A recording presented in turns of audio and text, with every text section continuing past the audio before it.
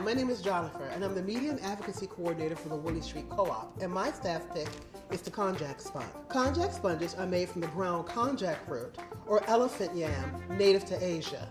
You can use these on your face and your body, and they have different sponges for different skin types. Read the package to make sure you have the correct sponge for your skin type. The sponges come packaged and dehydrated. Soak it in warm water for about 15 minutes until it's fully hydrated. Give it a quick rinse, squeeze out the excess water, and you're ready to get busy. If you like, you can use a dab of cleanser on your Konjac sponge, but it's not necessary. A quick rinse with warm water is all you need for cleaner, smoother skin. Follow up with toner and moisturizer or your regular skincare routine. Rinse your Konjac sponge in cold water and gently press out the excess water with your palms. Never pull or twist, be gentle. Store it in a cool, dry place, and when you're ready to use the sponge again, simply soak it until it rehydrates and it'll be good to go.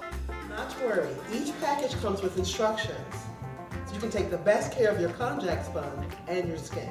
I'm Gianofer from the Willie Street Co-op, and my staff pick is the Konjac Sponge, available at our stores for $12.99.